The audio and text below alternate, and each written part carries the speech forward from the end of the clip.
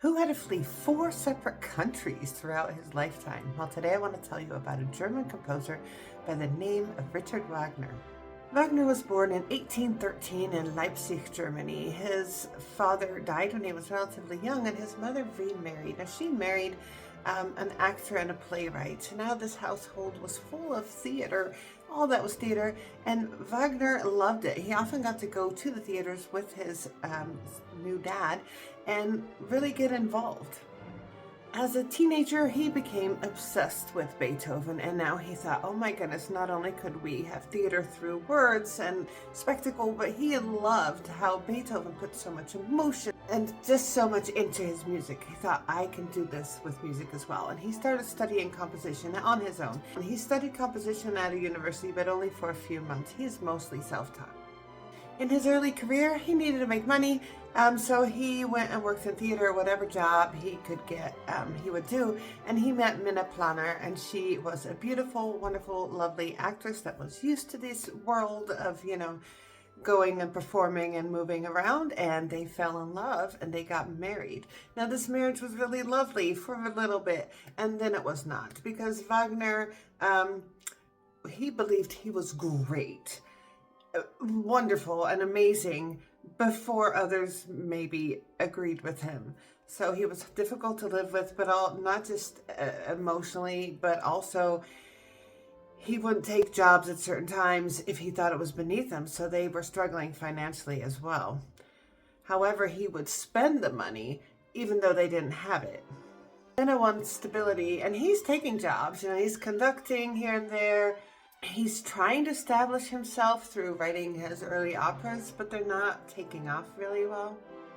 His life is a bit unstable, and as I said, he's just spending money left and right because he thinks he earns it, and he wants to live the life he wants to live, and so debt starts piling up, and here's the first time that he has to flee because he is fleeing his debtors. Where does he go? Well, he goes to Paris because that's where all the great musicians are, and he is great himself. Well, this was quite a humbling experience because the people in Paris weren't quite as taken by him as he was of himself. Here he struggled for work. He faced rejection, but actually this failure actually helped shape him in making him somewhat of a better man. It also shaped how he was looking at music more as a full art form. Here he is in Paris. His contemporaries are like Fauré, Debussy, Cezanne, Ravel, all these people that are really exploring music, making it softer, making it more, but looking at it as an art form and not just notes on a page. And so he starts looking at music that way too, in a very different way than these parishioners were. Mostly opera, because that's what he loved. Remember, he comes from theater, and he's like, opera should just be like this nice, pretty entertainment. This should be a total and complete work of art. Everything should be amazing about it. He realizes Paris is never going to be his place to shine, and he moves back to Germany, not to Leipzig, but he moves to Dresden, which is not that far away. And he actually finds some success. He starts writing operas that people really enjoy, like Rinzi, The Flying Dutchman, Tannhauser. These are all created here, and he finds success finally. In 1848, these political revolutions are starting all over Europe and also in Dresden, and Wagner is not someone who stands quietly by the sidelines, so he gets very involved. I mean, very involved. And then it doesn't work out. So he has to flee again, because now he's in danger, because the rebellion failed and he was on the wrong side, like not the winning side. He spends quite a few years in exile, a lot of this in Switzerland. And though there's not a lot of stability as far as like housing and maybe one secure job, he is incredibly creative during this time and writes phenomenal pieces. He developed his biggest, most grand vision of all, a massive 4-opera saga. That's a lot of saga. It's called The Ring Cycle. This is a myth built on power, built on greed, and finally destruction. Political storms, financial pressure, it always followed him, and he was always seemed always to be running.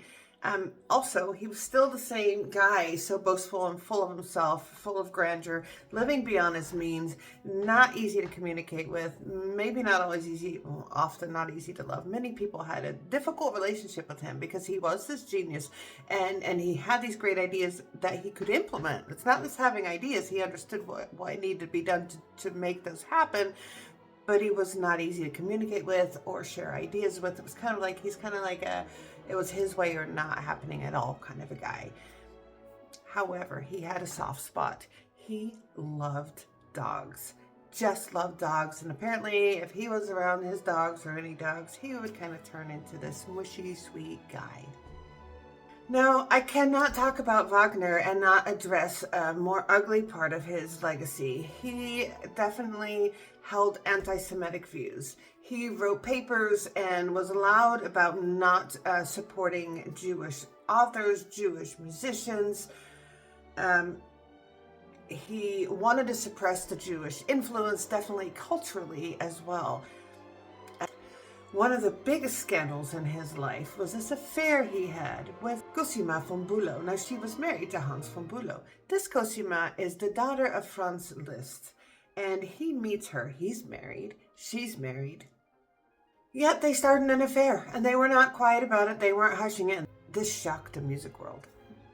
Eventually, she left her husband. They got married. Despite this questionable beginning of their relationship, it actually ended up being a really good one. She was able to actually stand up against him when he needed it. Like, she was a sounding board. So not only was she a romantic partner, she was kind of like his secretary, making sure that things would happen in time, that things would happen orderly.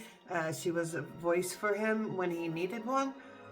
She was also his defender. Right? He could be difficult, and she'd be like, okay, guys, I hear you. He was rude about that, but think about what he's actually trying to do. She was great for his career and also made sure that his legacy would continue on after he died. In the 1870s, he meets Nietzsche. I've already done a video on him. Now, Nietzsche is also a composer, but mostly a philosopher. They become fast friends. They really enjoy each other. They deeply respect each other's work.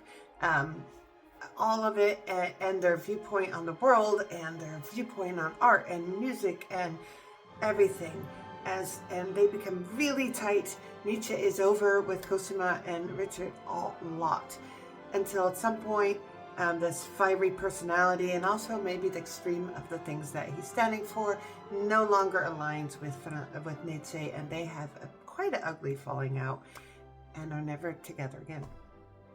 Now, one of his biggest achievements, perhaps musically, is creating this hidden secret orchestra pit so that you could go and hear live music and appreciate it, but not be, you don't see the orchestra. It's not a distraction. You're just seeing the theater that's up on the stage. I have played in many pits, and I did not know that Wagner created this for a long time. In 1883, at the age of 69, Richard Wagner died suddenly of a heart attack.